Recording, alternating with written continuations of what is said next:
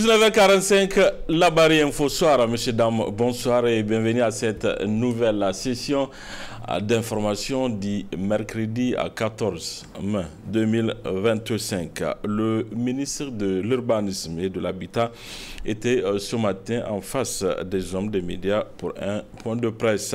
Il s'est agi pour lui de présenter le projet acquisition et aménagement de 15 000 parcelles à Bangoula au profit des travailleurs nigériens. La substance de ce point de presse animé par le colonel Abdelkadri Amadou Daouda, ministre de l'Urbanisme et de l'Habitat. Il importe de faire un rappel sous le cadre de ce projet.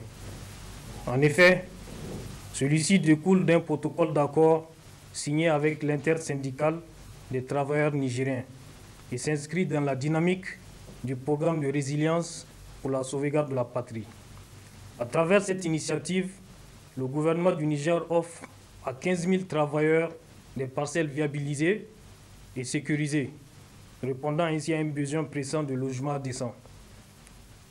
Ce projet d'une portée hautement sociale s'articule autour de plusieurs axes essentiels que sont d'abord l'acquisition de 15 000 parcelles dont le financement est entièrement à la charge de l'État pour un montant global de 11,9 milliards de francs CFA. Ensuite, la mise en œuvre des travaux de viabilisation incluant la voirie, les adductions d'eau, l'électricité et l'éclairage public. À cela s'ajoute la construction des murs de clôture d'une longueur développée estimée à 555 000 mètres linéaires, qui relève de la contribution directe des bénéficiaires. Enfin, les études techniques ainsi que la gestion du projet qui sont prises en charge entièrement par l'État. Quel bilan peut-on faire de ce projet? À ce stade, il convient de présenter les résultats obtenus à la date du 14 mai 2025. Les dispositions d'acquisition du site ont été intégralement assurées et les plans de remodelage sont finalisés et implantés. 1432 demandeurs ont été déclarés éligibles à l'issue de la première campagne de souscription. Parmi eux, 230 ont reçu une attribution définitive et 184 ont d'ores et déjà pris possession de leurs clés. Par ailleurs, 714 clôtures construites ont été réceptionnées. En parallèle, les travaux de voirie primaire et secondaire à la charge du promoteur ont été réalisés dans le premier bloc de 3000 parcelles. Dans la continuité des efforts engagés, plusieurs actions sont actuellement en cours. Il s'agit notamment de la réalisation en cours d'une campagne de communication destinée à rappeler les souscripteurs éligibles à procéder à la mobilisation des prêts pour le paiement des coûts des murs de clôture de leurs parcelles, de la préparation de la deuxième campagne de souscription prévue pour démarrer en juin 2025, de la recherche de financement pour redynamiser la construction des murs de clôture, et enfin, d'une mobilisation accrue des institutions bancaires pour faciliter les conditions d'acquisition et d'équipement des parcelles. En ce qui concerne l'aspect contribution des bénéficiaires, il importe ici de rappeler le partage des responsabilités pour une réussite totale de ce projet. En effet, l'État prend à sa charge l'acquisition du foncier ainsi que le reste des travaux de viabilisation. De leur côté, les bénéficiaires doivent financer la construction des murs de clôture pour des coûts qui varient entre 1 257 000 et 2 200 000 francs CFA par parcelle. Toutefois, pour alléger cette charge, un dispositif de paiement échelonné sur une période allant de 1 à 7 ans a été proposé. En définitive, ce projet reflète une volonté ferme des autorités nigériennes d'agir pour un habitat plus inclusif, plus structuré et accessible à tous. C'est une action concrète en faveur du mieux vivre des travailleurs nigériens. À l'occasion de la journée de la femme célébrée hier 13 mai, les femmes FDS ont initié ce matin une rencontre de renforcement des capacités pour une sécurité inclusive et axée sur la communauté. C'était ce matin à l'amitié à la gare des polices où plusieurs invités ont pris part. Asma Osedou, Boubacar Souley. Renforcer les capacités des femmes FDS, objet de la présente rencontre organisée par le réseau des femmes FDS à l'occasion de la journée de la femme nigérienne. Une journée qui valorise la femme nigérienne et met en exergue ses réalisations et son importance au sein de la société. À travers cette journée, nous luttons contre les violences faites aux femmes et aux filles, car elles continuent d'être un fléau mondial enraciné dans les inégalités structurelles entre les sexes. Ces violences, qu'elles soient domestiques, physiques, psychologiques ou sexuelles, laissent des cicatrices profondes. Elles ne touchent pas seulement les victimes, mais affectent aussi leur famille, leur communauté et compromettent la paix sociale.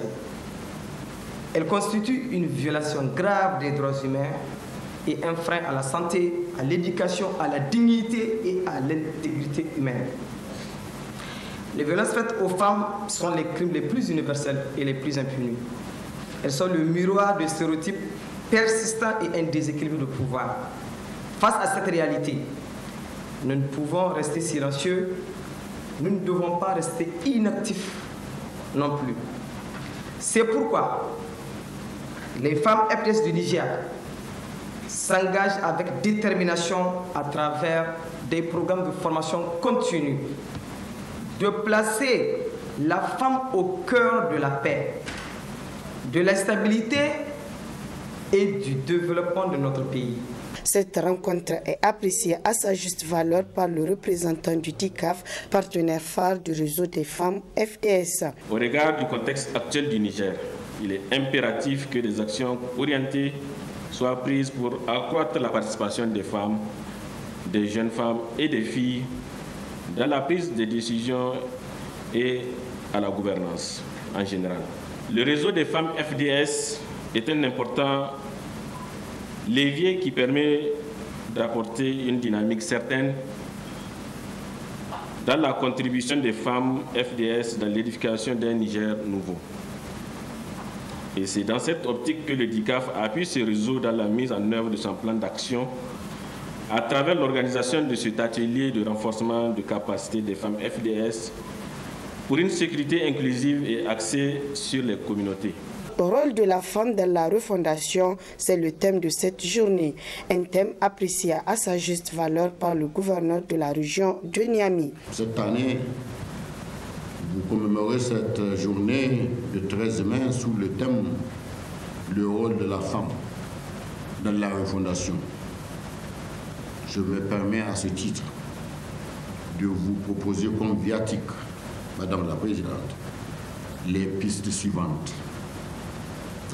L'exigence de la mise en place d'un cadre de dialogue constructif et inclusif entre les forces de défense et de sécurité dans leur entièreté, dans le but de renforcer la cohésion et l'unité. Accepter que le travail et le mérite comme seul critère de promotion et source de développement dans notre vie, dans votre vie, au cours de votre carrière, pendant votre métier de soldat, l'art d'être au service de votre pays doit vous guider en permanence. Les indissociables valeurs intemporelles d'honneur, de patriotisme et de discipline doivent vous destiner à la défense obstinée du territoire de notre pays et à la protection de sa population dans la grandeur de votre choix. À noter qu'au cours de ces 2 jours d'échange, plusieurs panels seront animés sur la thématique. Une photo de famille a sanctionné la cérémonie d'ouverture. Cérémonie de remise des dons ce matin à la maternité Isaka Gazobi.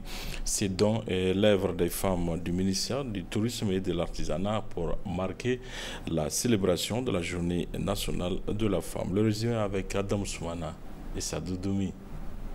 L'ensemble du personnel de la maternité Isaka Gazobi, avec à leur tête son premier responsable, accueille ainsi la ministre du Tourisme et de l'Artisanat, qui n'est pas venue en villégiature, mais pour apporter du baume au cœur aussi bien des patientes que du personnel de cette maternité à travers une donation. Cette dernière est composée de produits d'hygiène et assainissement indispensables au bon fonctionnement de la maternité, dont le premier responsable, en réceptionnant le don, n'a pas tari d'éloges à l'endroit des donatrices. Nous voudrons saluer ce geste naturel qui vient du fond du cœur d'un instinct maternel qui est très engagé, social, patriotique en direction de notre système sanitaire pour aider la situation des mères et des nouveau-nés. Nous voudrons, au nom du ministre de la Santé et de l'Hygiène publique, au nom de l'ensemble du personnel de la maternité Sagazobi de Niamey, des patientes et des nouveau-nés, à mon nom propre, vous dire merci beaucoup, Madame l'Excellence, Madame Sofiane Agachat Guichen, ministre de l'Artisanat et du Tourisme, ainsi que l'ensemble du personnel de votre département ministériel. Nous voudrons vous informer que ces produits d'hygiène et d'assainissement seront destinés exclusivement à améliorer la prise en charge des patients et nouveau-nés de notre service. Nous profitons de cette tribune pour vous remercier pour toutes les actions que vous êtes en train de réaliser dans notre pays. Prenant la parole à son tour au nom de l'ensemble des femmes de son département ministériel, Mme Sofiane Agachat Guichen a souligné que ce geste rentre dans le cadre de la célébration de la journée de la femme nigérienne, tout en justifiant le choix porté sur la maternité Isaka Gazobi. Nous avons tenu à marquer cette journée par des gestes concrets et porteurs de sens. Un don de sang au Centre national de transfusion sanguine pour sauver des vies et un don de produits artisanaux et des savons à la maternité Isaka Gazobi. Pour soutenir nos mères et leurs enfants, je voudrais adresser mes remerciements au personnel de la maternité Isaka Gazobi pour son engagement exemplaire au service de la vie. Merci également aux stagiaires et étudiants présents qui incarnent l'espoir et le futur de notre système de santé. Je remercie tout particulièrement les femmes de mon département ministériel parce que, comme vous le savez, dans tous les ministères, la journée de la femme est célébrée d'une manière. Cette année, nous avons décidé d'un commun accord d'essayer de changer les choses. Ça n'a pas été facile au début, mais elles ont fini par accepter de renoncer à acheter des pains, à danser et plutôt de servir la nation. Je tiens très sincèrement à vous remercier. Votre générosité et l'esprit d'initiative qui vous anime ont rendu possible cette action solidaire. Vous êtes la preuve vivante que l'artisanat et le tourisme peuvent aussi rimer avec engagement social. À toutes les femmes du Niger, restons unies, courageuses et actrices du changement. Continuons d'avancer ensemble pour bâtir un Niger plus fort, plus juste et plus solidaire. Ces produits seront sans nul doute d'un grand apport dans l'hygiène et l'assainissement de cette maternité déjà réputée salubre. Aussi, pour témoigner sa gratitude, le personnel de la maternité Isaka Gazobi a à son tour offert un cadeau symbolique à la ministre de l'Artisanat et du Tourisme. Le centre de recherche médicale et sanitaire Sermes a servi de cadre ce matin à la présentation des nouvelles offres de formation du centre de formation Pierre et Anne-Marie Moussa. Ces formations s'effectueront avec le soutien du gouvernement de la principauté de Monaco et cela durant 3 ans. Nafisat Touzakou, Ibrahim Abdou. La présente rencontre marque ainsi la présentation des nouvelles offres des formations du Centre de formation Pierre et Anne-Marie Moussa, CFPM, initié par le Centre de recherche médicale et sanitaire Sermes. L'objectif de cette nouvelle vision stratégique est de passer à des formations certifiantes dès 2025. De cette mission de formation, le Sermes vient en appui aux efforts du ministère en charge de la santé publique dans sa quête de l'amélioration continue de la qualité des ressources humaines, notamment le personnel médical et paramédical. Donc, en effet, cette formation continue du personnel déployé sur le terrain est très fondamentale quand on sait que l'apprentissage ou la maîtrise des nouvelles techniques et outils de travail doit se faire de manière permanente en cohérence avec les évidences scientifiques. Donc, jusqu'en fin 2024, les formations du CERMES, du Centre de formation, étaient sanctionnées par des attestations. Donc, après moult réflexions et les contributions de tous les partenaires que j'ai cités au départ, nous passons aux formations certificantes. Au lieu d'une semaine, nous allons partir sur 2 semaines. Ces nouvelles offres de formation certifiante destinées aux agents de santé et aux étudiants, doctorants et mastériens en sciences de la santé sont vivement appréciées par les apprenants. Je dirais d'abord chapeau au CERMES, au Centre de recherche médicale et sanitaire, pour avoir pensé aux professionnels de la santé, ces renforcements des capacités, ces formations certifiantes qui alourdissent vraiment les CV des professionnels de santé. Je me dis maintenant, le monde d'aujourd'hui, il ne suffit pas d'avoir des formations de langue durée. Les formations certifiantes sont beaucoup demandées, surtout si tu veux évoluer à l'international. Je dirais vraiment bravo. Nous allons saisir cette opportunité pour nous inscrire et nous demandons aussi les autres collègues, les autres camarades de s'inscrire pour vraiment avoir cette chance de d'évoluer dans le cadre professionnel en lien avec la santé, surtout publique. Je trouve que c'est une belle initiative et ces offres vont nous permettre d'améliorer nos compétences, peu importe, que ce soit dans le domaine de la méthodologie de recherche et également en biologie. Oui, tout à fait, je leur dirais tout simplement d'essayer de participer à cette formation qui vont nous permettre de nous développer, que ce soit mentalement et aussi de nous permettre à l'avenir de pouvoir postuler à de nouveaux postes. Ça n'est suivi la série de questions-réponses des apprenants afin d'avoir des précisions sur ce nouveau référentiel des formations continues du CFPM-CERMES qui se veut un outil stratégique, structurant et opérationnel au service de la professionnalisation des acteurs du secteur de la santé.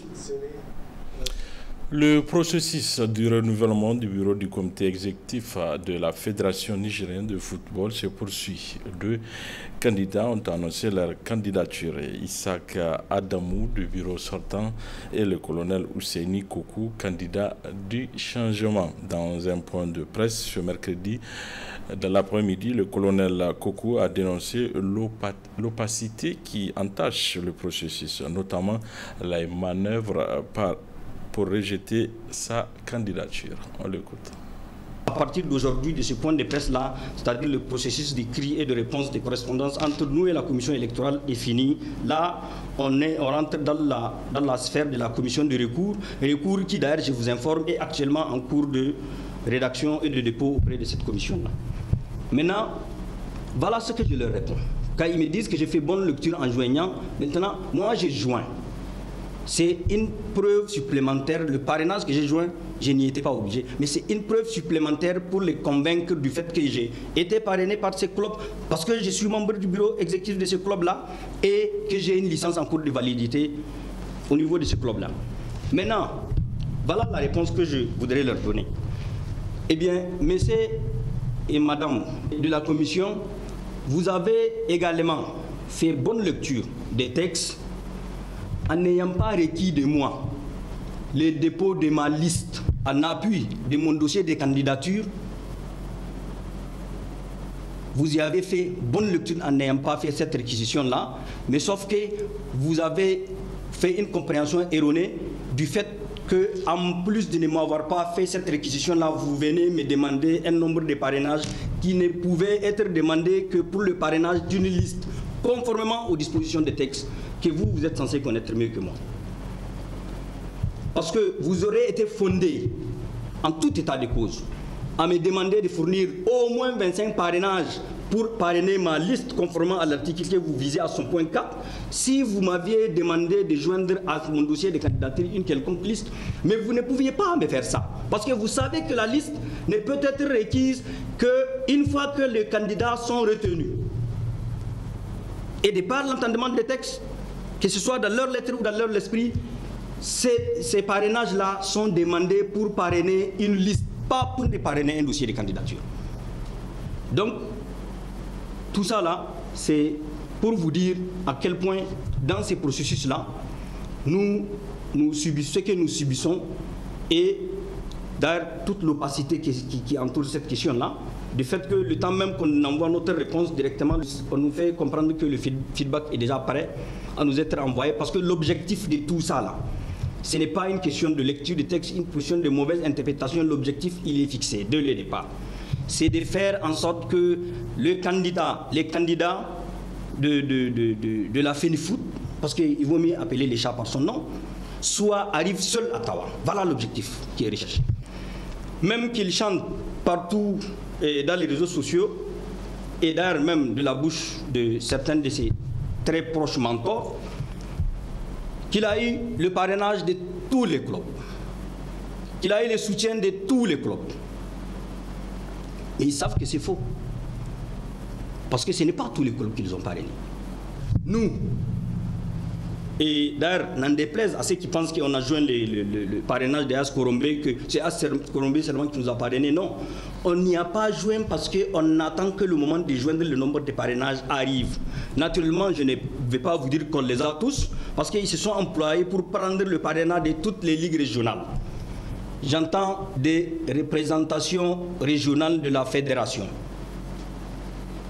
Ce qui est déjà un aveu d'échec pour eux, parce que s'ils disent vrai, d'après de leur propre dire, qu'ils ont eu la confiance de tous les clubs, je ne vois pas pourquoi ils se donnent tous les mal pour éliminer ma candidature et faire en sorte que leur candidat arrive seul.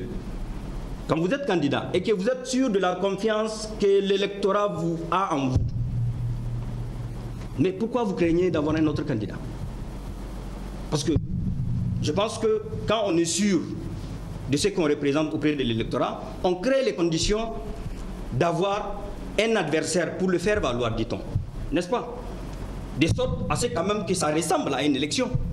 Mais vous mettez toute votre force pour éliminer une candidature de sorte que votre candidat arrive seul, et vous parlez déjà qu'à Tawa, on va arriver, il va être consacré président de la fédération. Tout ce qu'on demande, c'est que les textes soient appliqués, ces textes-là même pour lesquels vous avez donné tous les mal de les écrire comme vous les avez écrits, mais sauf que malheureusement, apparemment, l'intention ne s'est pas retrouvée dans les dispositions telles que vous les avez écrites. C'est un combat noble qu'on fait, qu'on prépare depuis plus d'une année. Matin et soir, il n'y a pas un jour où on ne s'est pas retrouvé, on ne s'est pas concerté pour s'organiser par rapport à tout ça là. Eh bien, ce n'est pas aujourd'hui, ce n'est pas une commission électorale même qui semble totalement acquise à l'autre candidat qui va nous décourager. Ce n'est pas possible. Nous, on a la foi, parce que si eux, ils se savent dans les conditions qu'ils ont créées avec leur commission électorale, nous, on sait que Dieu est partout. Parce que la ilaha illa anta subhanaka inni kuntu minaz zalimin.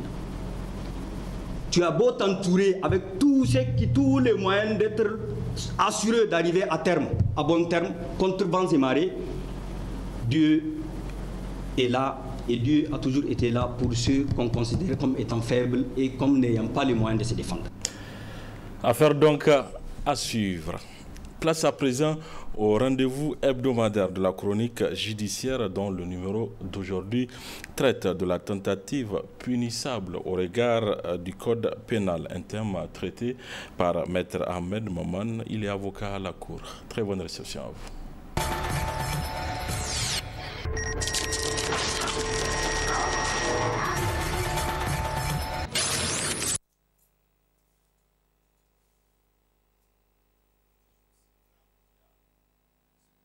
La tentative punissable au regard du code pénal, c'est un thème en tout cas qui est important et qui est développé pratiquement à travers l'article 2 et 3 du code pénal. il faut entendre d'abord par tentative en matière de droit pénal, c'est tout agissement, en tout cas, qui concourt à la commission d'une infraction et dont il n'a manqué son effet qu'à travers ou que par la suite des circonstances indépendantes de la volonté de l'auteur. Cela veut dire que l'auteur de cette tentative avait agi, avait eu certains agissements qui conduisent directement à la commission de l'infraction, mais malheureusement pour lui, l'infraction ne pouvait en tout cas commettre, l'acte qu'il souhaitait commettre ne pouvait être atteint à partir du moment où il y a des circonstances qui sont indépendantes de sa volonté. Et dans ce cas de figure, on parle de tentative qui est punie par la loi. Il faut peut-être rappeler que la tentative, du point de vue de notre code pénal, en matière criminelle, c'est qu'elle est d'office punissable. On n'a pas besoin d'un texte spécial pour la répréhension de la tentative en matière criminelle. Parce que le code dit clairement qu'en matière criminelle, elle est punissable. Maintenant, s'agissant de la tentative en matière délictuelle pour les délits, là, le code pénal a apporté une précision en disant clairement que la tentative en matière délictuelle doit être prévue par un texte spécial. Pour chaque infraction, il faut qu'on dise que sa tentative est punissable. C'est dans ces conditions qu'on peut toutefois réprimer la tentative délictuelle. Maintenant, en dehors de ces deux cas, peut-être c'est d'aborder la question sur les contraventions. En tout cas, la loi n'a pas prévu de tentative en matière contraventionnelle, ce qui fait que la contravention est exclue du champ d'application de tentative punissable. Donc, la tentative, il faut le dire, la tentative punissable doit regrouper deux conditions pour qu'elle puisse être caractérisée ou constituée. C'est notamment ce que je disais tout à l'heure, un commencement d'exécution, l'absence de désistement volontaire. Il faut qu'il y ait ces deux conditions pour qu'on puisse parler de la tentative qui est punissable. Qu'il y ait un commencement, en tout cas qui concourt vers la commission de l'infraction, et que de l'autre côté, que le désistement de l'auteur de l'infraction soit involontaire. C'est en ce moment qu'on peut parler de tentative punissable. Dans cette foulée, il faut peut-être aussi parler de la théorie des actes préparatoires. Parce qu'on peut être dans une situation où, concrètement, on n'est pas dans la phase du commencement d'exécution, mais nous sommes dans les actes préparatoires. Les actes préparatoires, en tout cas, ne sont pas punissables du point de vue de la loi. Je vais vous donner un exemple.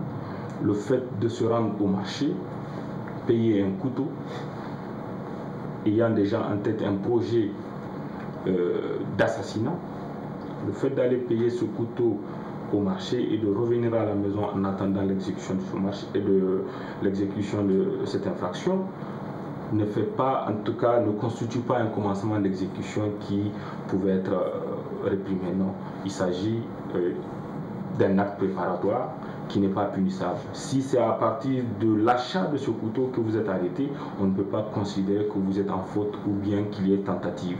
Non, il va falloir que vous soyez dans le commencement d'exécution. Par exemple, après l'achat de ce couteau, que vous preniez ce couteau et que vous vous dirigez directement vers votre cible, là vous êtes dans la phase du commencement d'exécution qui lui plutôt le commencement d'exécution est réprimé, sauf s'il y a un désistement volontaire. Par exemple, vous pouvez avoir l'idée d'aller voler dans une boutique, vous venez, vous trouvez même un cadenas à cette boutique, vous commencez à cambrioler cette boutique et au fond de vous, vous dites, bon, ce n'est pas bien ce que je fais, je me rétracte. À partir du moment où vous vous retirez, là on parle de désistement volontaire, la tentative n'est pas constituée, on ne peut plus être dans cette situation où on peut être condamné. Mais quand c'est le bruit d'une personne qui passait, qui vous a fait, en tout cas rétracter, qui vous a amené à abandonner votre projet, c'est que là, ce n'est plus un désistement volontaire, mais c'est un désistement involontaire. Cela veut dire que la tentative, à ce niveau, elle est constituée et elle est réprimée par la loi. Donc, En dehors de cette théorie des actes préparatoires, il faut peut-être aussi aborder la question de la répression. La répression de la tentative de crime ou de délit est en réalité punie de la même peine que celle qui est prévue pour les auteurs principaux. Donc la peine qui est prévue pour l'auteur principal d'une infraction est la même qui est prévue pour celui qui tente de commettre cette infraction. C'est ce que le code pénal en tout cas a prévu, notamment en matière de tentative. Donc en dehors de la répression, il faut peut-être évoquer aussi certaines théories, notamment la théorie d'infraction impossible et celle d'infraction manquée. L'infraction impossible est aussi réprimée. Les gens vont se demander c'est quoi une infraction impossible et pourquoi encore une infraction impossible serait-elle réprimée. L'infraction impossible, l'exemple parfait, c'est de tirer sur un cadavre, mais en pensant que c'était une personne qui était en vie. Vous avez le projet de tuer cette personne, vous venez vous tirer sur ce cadavre, pensant que c'était une personne qui était en vie. C'est évidemment une infraction impossible parce qu'on ne peut pas tuer un cadavre, on ne peut pas tuer un mort. Quelqu'un qui est déjà mort, on ne peut pas le tuer. Donc, même dans ce cas de figure, la loi dit clairement que l'infraction impossible, parce que c'est indépendant de votre volonté, vous ne savez pas que cette personne était morte, donc l'infraction est réprimée. En dehors de cette infraction impossible qui est réprimée, il y a aussi l'infraction manquée. Vous pouvez venir, en tout cas, être dans une situation où vous tirez sur une personne, mais par le concours des circonstances, cette personne esquive votre balle. Là, vous avez déjà tiré. Nous sommes déjà dans le commencement, on est même très loin dans le commencement d'exécution parce que vous avez déjà tiré votre arme. Mais malheureusement pour vous, vous ne pouvez pas atteindre cette personne parce qu'elle avait esquivé ou il y a une circonstance qui a fait en sorte que vous ne l'avez pas atteinte. Donc, même dans ces circonstances d'une infraction manquée, et la tentative est constituée et elle est réprimée du point de vue de la loi.